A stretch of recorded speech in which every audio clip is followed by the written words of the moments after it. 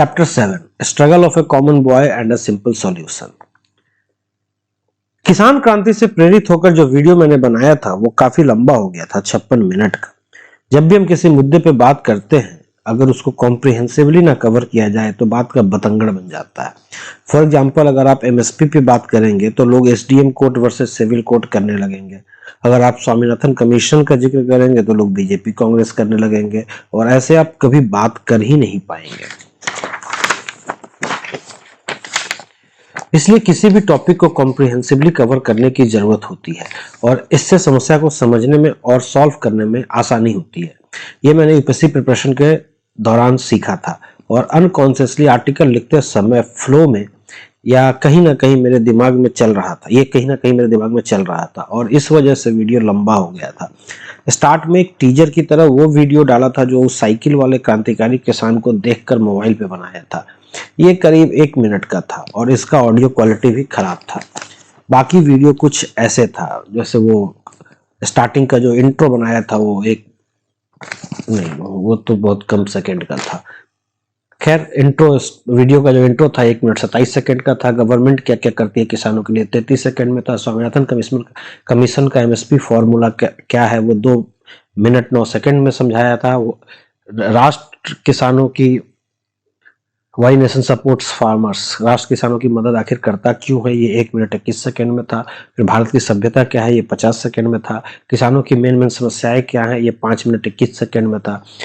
राष्ट्र की दृष्टि से खेती और किसानी क्या है, ये 5.5 मिनट में था। सरकार नया कानून लेकर क्यों आई है, ये 3 मिनट 20 सेकंड में था। और किसान आंदोलन, उनकी डिमांड क्या थी, ये 41 सेकंड में था। फिर SDM court versus civil court का जो डिबेट क्या है, ये 2 मिनट में था। और किसान क्यों, मेन क्वेश्चन, किसान आखिर कानूनों का विरोध क्यों कर रहे थे, ये 7 मिनट 18 सेकंड में था। एमएसपी पे जो लीगल चैलेंज क्या है वो 3 मिनट 9 सेकंड में था। फिर राष्ट्र की आत्मा को बचाने के लिए क्या करना होगा, ये 2 मिनट 23 सेकंड में था। अब सॉल्यूशन क्या था, वो 9.5 मिनट में था। उसके अलावा हर भारतीय से एक अपील था 3 मिनट का, और किसानों के लिए एक संदेश था 55 सेकंड का। और फिर देसी भाषा में आर्टिकल को समझाने का प्रयास था 1 मिनट 41 सेकंड का। और क्लोजिंग कमेंट था 3 मिनट 40 सेकंड का, और ये इंग्लिश और हिंदी दोनों में ही था। तो इसके होने का ये वीडियो काफी लंबा हो गया था। इस वीडियो को मैं अपने YouTube चैनल भारत की बात भारत के साथ पे डालकर आंदोलन के लिए चला था, पर लंबा होने के कारण कोई देख नहीं रहा था, और स्टार्ट के 1 मिनट का ऑडियो क्वालिटी खराब होने के कारण भी शायद स्टार्ट में ही बंद कर देते थे, पता नहीं, या आगे भी नहीं देखते होंगे, पता नहीं, मुझे नहीं पता। फिर मेरी छोटी सिस्टर और 1-2 दोस्तों के कहने पर 9-10 जनवरी को ट्विटर पे भी डाल दिया था इसका यूट्यूब लिंक और ओरिजिनल आर्टिकल के साथ। उन्होंने स्टार्ट में इसे प्रमोट भी किया। उन्होंने बोला था कि हम ट्विटर पे बात प्रमोट कर देंगे, तो मैंने डाल दिया था ट्विटर पे लिंक करके as per their promise. But कोई व्यूज ना मिलने के कारण 1-2 दिन में ही छोड़ दिया। उस पे कुछ नहीं होने के कारण लोगों ने 1-2 दिन में ही छोड़ दिया था। Millennials are too much concerned about likes and dislikes of their post, and I understand it must be hard for them to continue under peer pressure and like syndrome. जो आज के बच्चे हैं मिलेनियल्स, वो टू मच कंसर्न होते हैं, उनके likes और डिसलाइक्स उनको ज्यादा, तो वो ऐसे पोस्ट डालते हैं जिसमें लाइक्स और डिसलाइक्स ज्यादा मिले, और इसलिए उनके लिए बहुत मुश्किल होगा कि इसको कंटिन्यू करना प्रमोट, क्योंकि वो लाइक सिंड्रोम और पीयर प्रेशर का इशू हो जाता है कि लोग, अगर दूसरे दोस्त यार क्या कहेंगे, और लाइक्स तो मिल नहीं रहे हैं ऐसे वीडियोस पे। फिर मैं भी इस वीडियो को रेलेवेंट जगह टैग करना तो फिर मैंने खुद ही टैग करना स्टार्ट किया, जैसे पीएमओ, पॉलिटिकल लीडर्स, जर्नलिस्ट, किसान लीडर्स एक्सेट्रा, पर कुछ हो नहीं रहा था। 26 जनवरी को देश का गणतंत्र दिवस होता है।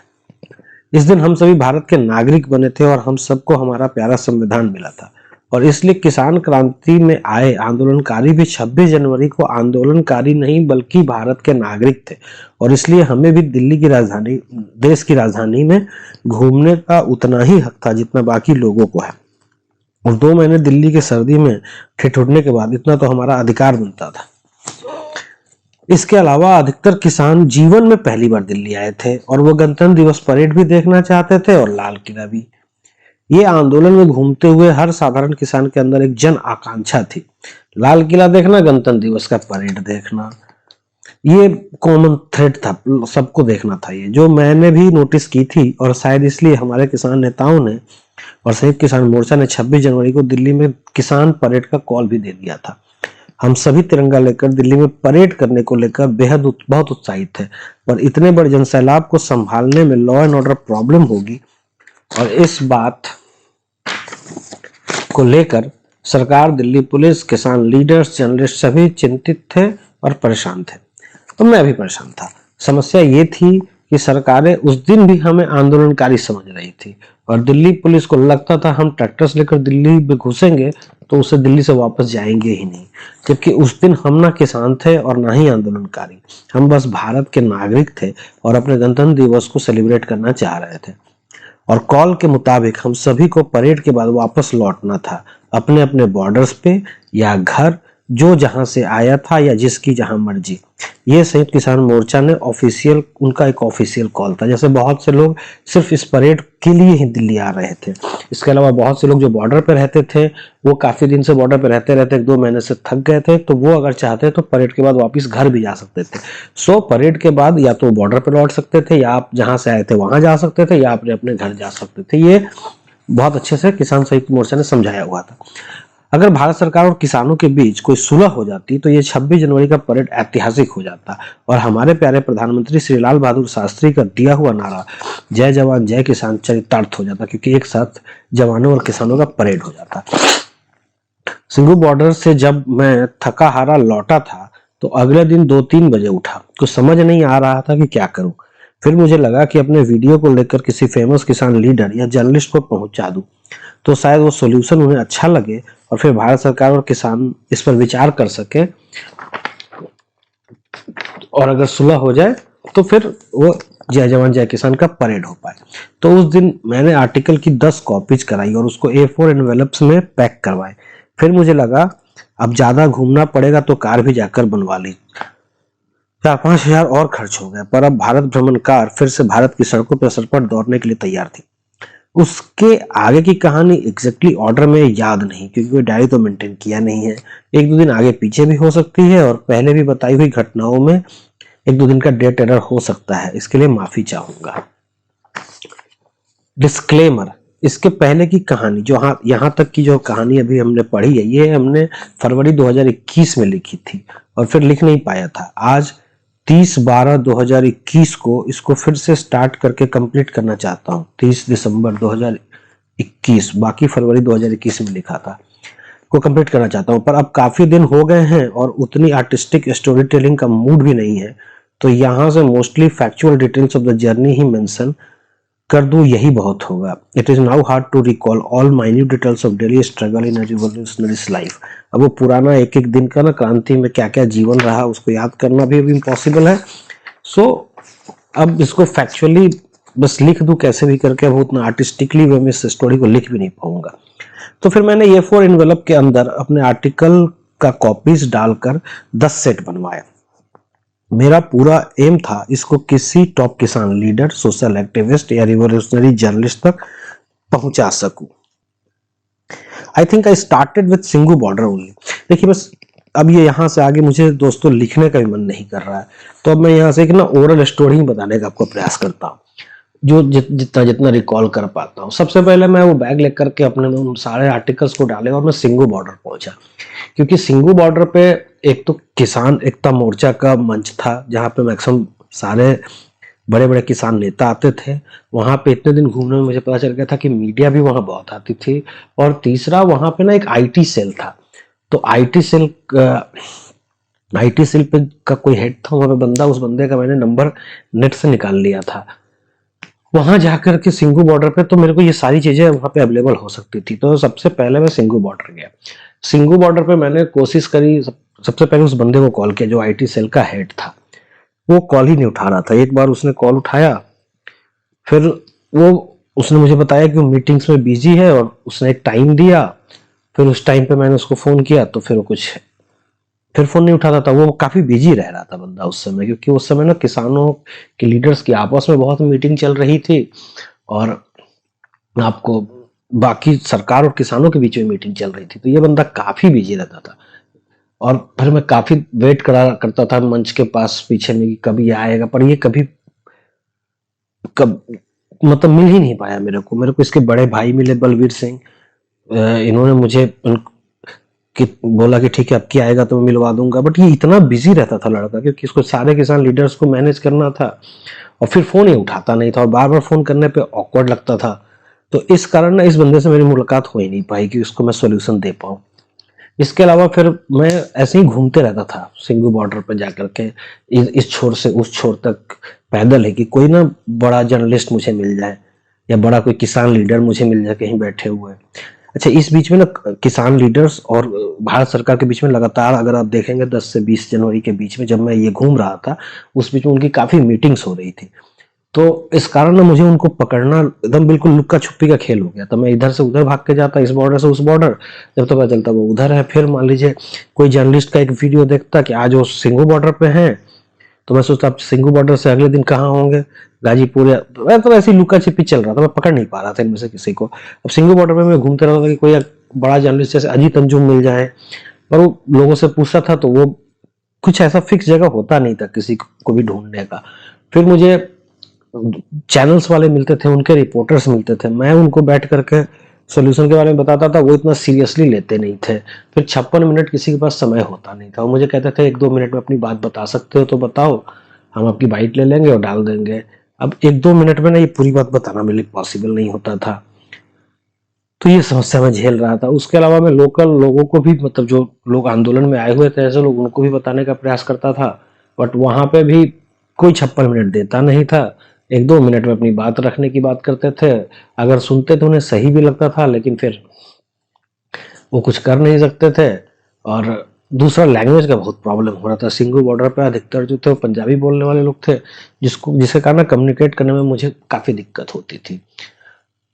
सिंघू बॉर्डर पे ऐसे ही करके मैं 4-5 दिन सिंघू बॉर्डर पे मैं पैरेलली घुमा हूँ। 1-2 दिन इधर, मतलब सिंघू बॉर्डर घूमता था, फिर गाजीपुर बॉर्डर आता था, फिर सिंघू बॉर्डर जाता था, फिर गाजीपुर बॉर्डर आता था, फिर फिल्म सिटी मीडिया में जाता था। मैं बता रहा हूँ कैसे कैसे होता था, एग्जैक्टली मुझे याद नहीं है, लेकिन मैं आपको एक रैपअप करने की कोशिश कर रहा हूँ क्या क्या हो रहा था मेरे साथ। तो और उसके अलावा टिकरी बॉर्डर में नहीं जाता था क्योंकि वो काफी दूर था और मैं कभी गया नहीं था। तो मैंने ना Ghazipur border, Nirankari border, Singhu border, ये तीनों पे ही घूमता था और फिर मीडिया को पकड़ने के लिए फिल्म सिटी में जाके घूमता रहता था कि कोई मिल जाए, और बाकी नेट पे कॉल करता था। तो अब सिंघू बॉर्डर, मैं ऐसे एक ऑर्डर में नहीं बता रहा हूँ कि ये तीनों मिक्स अप होते रहते होंगे, बट सिंघू बॉर्डर पे घूमते हुए मुझे 2-4 ऐसे फेमस यूट्यूब पे जो लोग फेमस और वायरल हो गए, ऐसे 2-3 लोग मिले थे।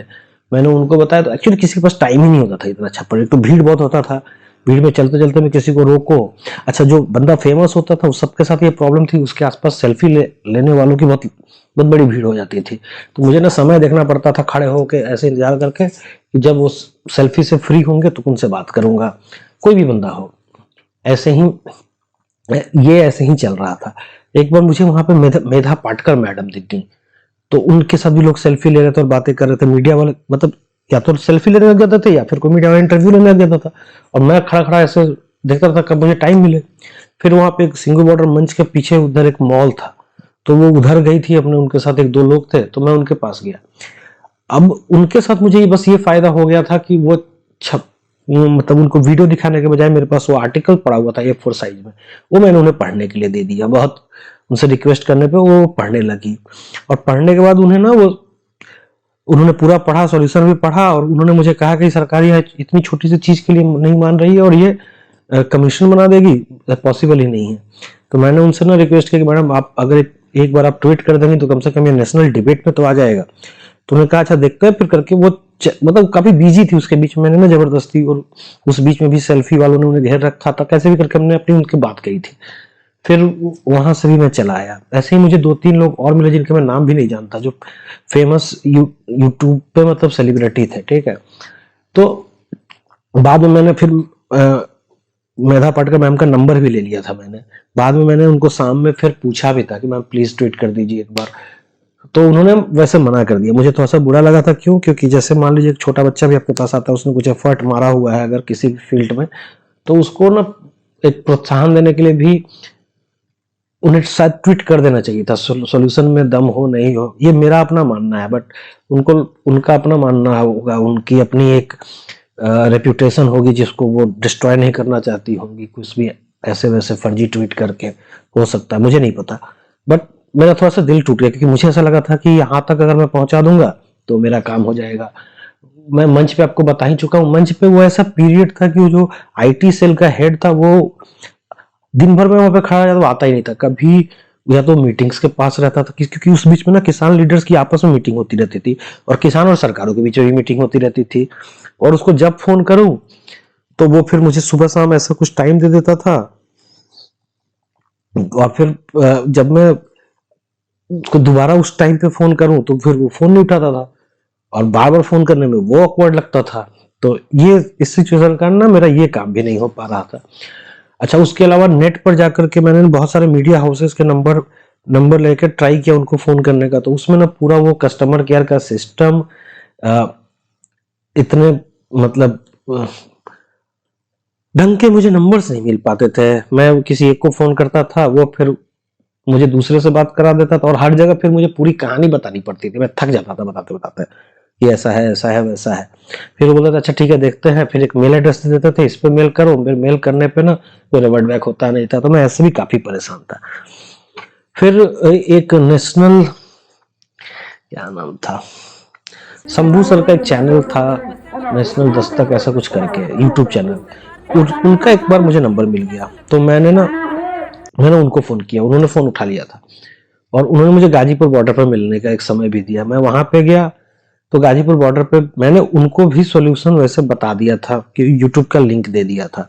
उन्होंने कहा था कि ठीक है देखेंगे बाद में, लेकिन उन्होंने भी कुछ किया नहीं। 56 मिनट तक कोई देख ही नहीं रहा था, सबसे बड़ी समस्या ये थी। सौरभ द्विवेदी ललन टॉप वाले, मुझे लगा था वो भी कुछ कर पाएंगे, तो मैंने ना उनको फोन किया, तो ललन टॉप पे फोन करने में पता चला वो इंडिया टुडे ग्रुप का ही था। मुझे पहले लगा था वो इंडिपेंडेंट यूट्यूब चैनल है, बट ऐसा था नहीं, वो फिर इंडिया टुडे ग्रुप का ही था। और वो फोन करने पे फिर वही कॉर्पोरेट स्टाइल शुरू हो गया। मैं उधर भी मीडिया पे भी कुछ कर नहीं पा रहा था। इसके अलावा क्या हो रहा था, हाँ इस बीच में ना लोगों को सुनाते सुनाते 56 मिनट का वीडियो कोई एक बार देखता नहीं था, तो मैंने क्या सोचा कि इसको ना तोड़ तोड़ के अलग अलग पार्ट्स में तोड़ देता हूँ। तो फिर किसी के पास मैं अपना कंप्यूटर और लैपटॉप लेकर, कंप्यूटर तो लेकर आया नहीं था, तो मुझे ना फिर एक मैक मिला, और मैक पे मैंने काम नहीं किया, मैं विंडोज पे काम करता हूँ, एडोब प्रीमियर प्रो पे, एफसीपी पे काम नहीं करता। तो फिर भी मैंने दिन भर बैठ के मैक पे ना उसको 15-16 पार्ट्स में, जो मैंने अभी आपको पढ़ के बताया वीडियो के अलग अलग पार्ट्स, वो तोड़ के वो भी डाल दिए, ताकि इसके कारण शायद कोई देख सके।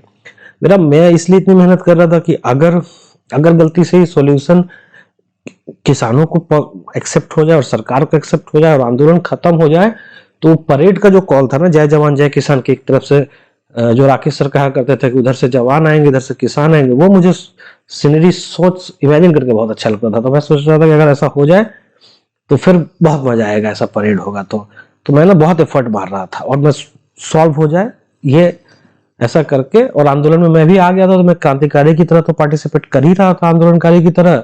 अब उसमें ये सॉल्यूशन था, तो मैं इसको लेकर के सही जगह पहुंचा देना चाह रहा था, और ताकि वो 26 जनवरी से पहले ही अगर ये 20 तक सॉल्व हो जाए तो परेड हमारा बहुत ऐतिहासिक हो जाएगा।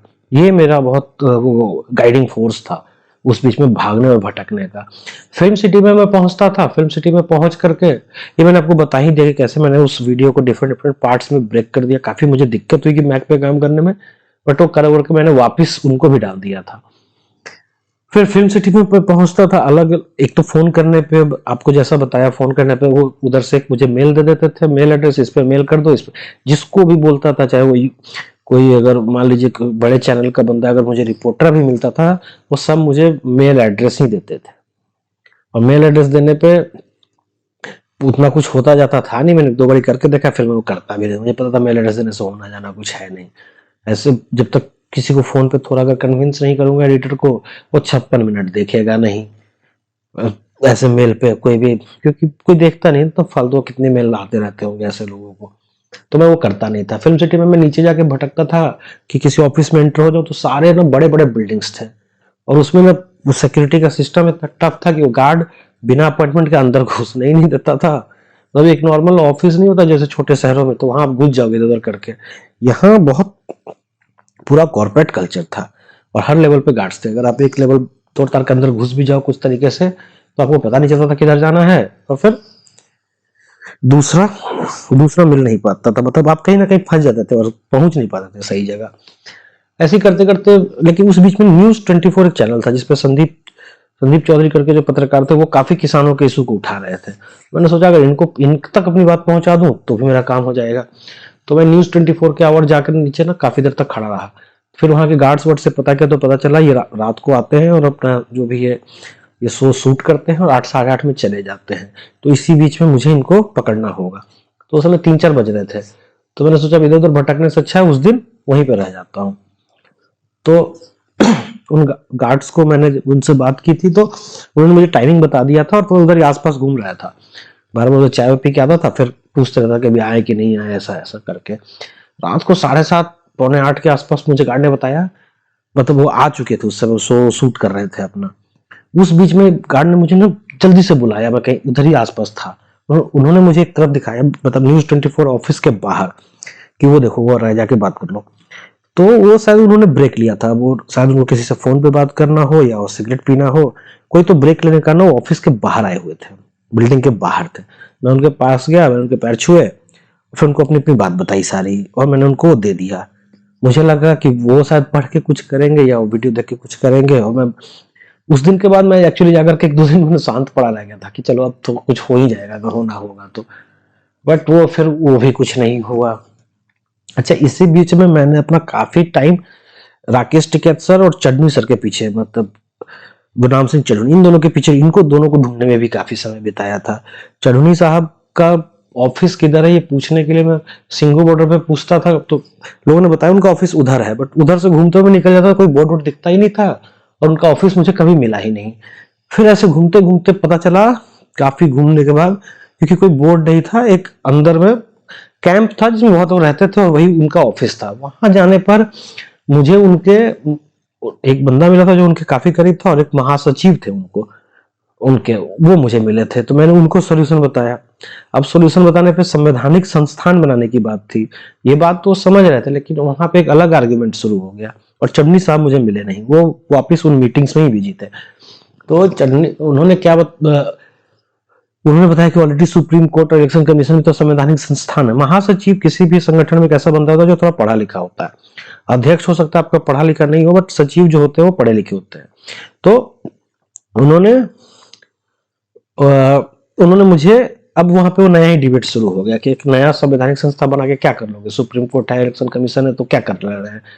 पर अब दिक्कत, मैं उनको वहां पे समझाना चाह रहा था कि फिर भी कितना भी है तो संविधान से शक्तियां मिली हुई है सुप्रीम कोर्ट और इलेक्शन कमीशन, कोई सरकार उनसे छीन नहीं सकती है। अब वो अपना काम नहीं कर रहे हैं तो वो उनका अपना प्रॉब्लम है, बट संविधान के तहत उनको शक्तियां तो पूरी मिली हुई है। बट तो उन्होंने आउटराइटली, मतलब इसको सीरियसली कंसिडर ही नहीं किया और मैं समझ गया कि ये लोग ये आगे चन्नी साहब को भी नहीं बताएंगे। और वो फिर पता चला कि वो अगले दिन वहां पे आने वाले हैं, उस दिन आने वाले नहीं है, तो फिर वहां रुकने का मतलब नहीं था, मैं वहां से चला गया।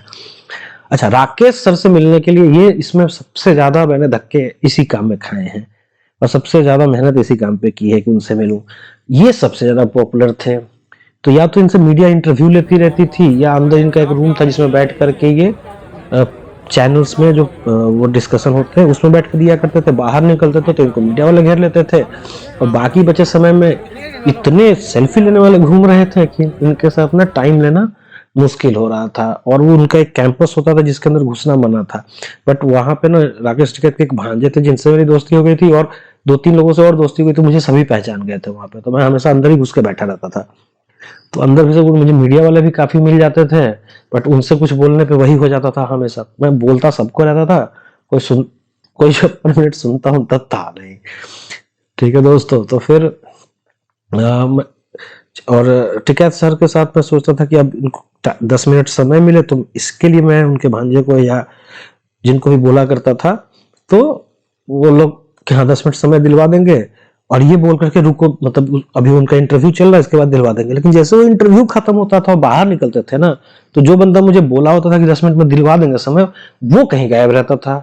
अब मैं उसको ढूंढने जाता था कि वो कहीं और मिले, मतलब तब तक फिर ये कहीं और बाहर निकल के मान लो मंच की तरफ चले जाते थे। अब उनके पीछे पीछे फिर मंच की तरफ कहीं मौका मिले तो बोलूं।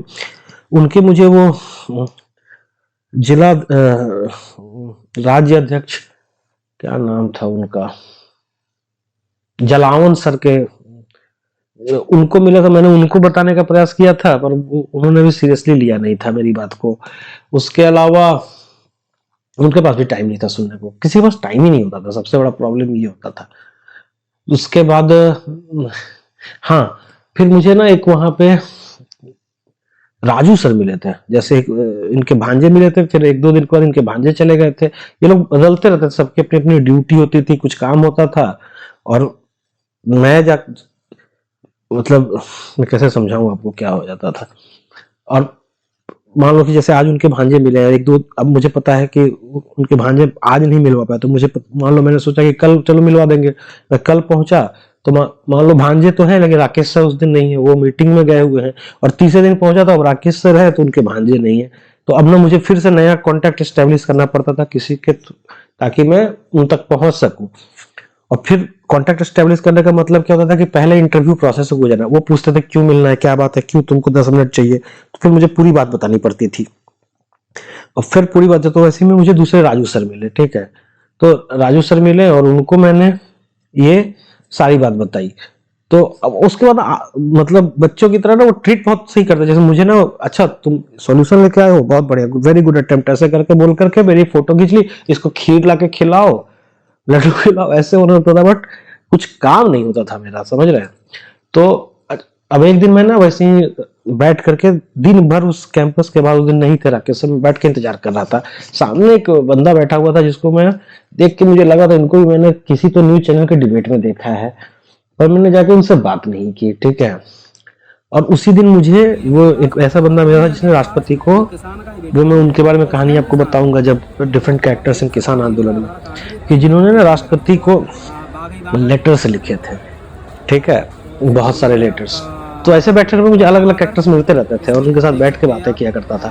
बट तो दिन भर मैंने राकेश सर का उस दिन इंतजार किया, बट उस दिन नहीं मिले।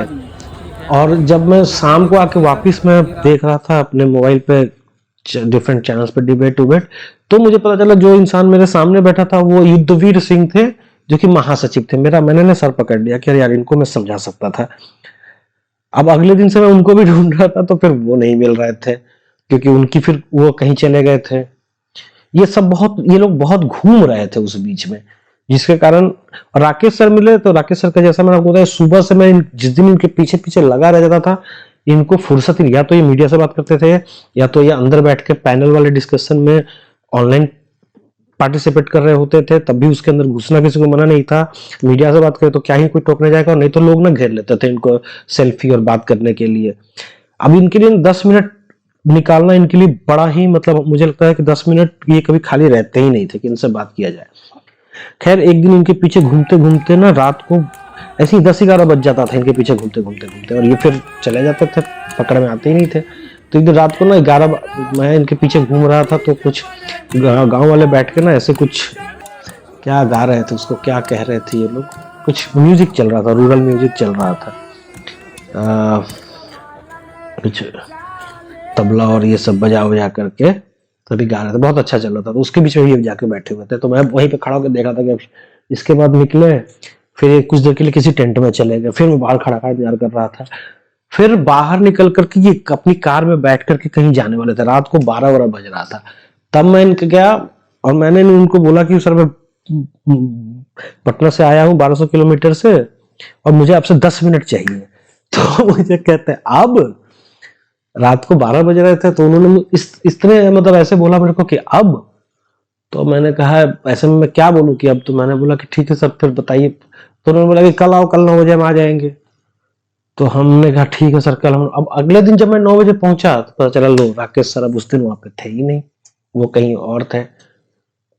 तो कोई मीटिंग आ गई होगी, तो फिर वो वहां चले गए। तो एक दफे बस वो मैं उनसे मिला हूँ रात को, मतलब जब मैंने, उस समय कोई भी नहीं था, वो अकेले कार में बैठने जा रहे थे और उनके साथ उनके 2-3 बॉडीगार्ड्स टाइप थे, तो वो थे। तो मैं घुस गया था, मैंने उनसे कहा था कि मुझे 10 मिनट आपसे बात करनी है। तो अब लेकिन उन्होंने इतना इनोसेंटली मेरे को बोला था अब, वो भी काफी थक जाते थे दिन भर घूमते घूमते। तो और मुझे लगा कि यार अभी क्या ही अब इनको बोलने जाऊं। तो मैंने पूछा कि सर बताइए फिर कब आऊं, तो उन्होंने मुझे बोला कि कल आ जाओ 9-10 बजे। और उनके भांजे का नंबर मेरे पास था ही, तो मैं उनसे नंबर तो नहीं मांग सकता था और वो मुझे देते भी नहीं। तो फिर अगले दिन मैं गया, तो वो अगले दिन वही नहीं आए थे, क्योंकि उनकी मीटिंग आ गई थी, वो चले गए थे। मैं कुल मिला के कहना ये चाह रहा हूँ कि मैं ना एक जगह शायद ऐसे बैठा रहता है, एफर्ट मारता रहता तो हो भी जाता। मैं मीडिया वालों को भी पकड़ना चाह रहा था, मैं किसान लीडर्स को भी पकड़ना चाह रहा था, मैं कोई तो मिल जाए जो ना इसको एक प्लेटफॉर्म दे दे, बात ये थी। और मैं कहीं पहुंच ही नहीं पा रहा था, मैं भटक भटक के बहुत ज्यादा थक जाता था दिन भर। और ऐसे ही ये 10 दिन चलता रहा। 20-21 तारीख को मेरे को लगा कि अब कैसे काम नहीं चलेगा, ये लोग जहाँ विज्ञान भवन में जहाँ मीटिंग होती है वहीं लेके चला जाता हूँ, ऐसा मेरे दिमाग में जब ये आइडिया आया। और तब मैंने सोचा कि काफी बार विज्ञान भवन चला जाऊंगा। तब उस दिन पता चला कि वो किसानों और सरकार के बीच की अब आखिरी मीटिंग हो गई, अब कोई मीटिंग नहीं होनी थी। अब फिर मेरा उस दिल टूट गया कि लो अब क्या करें।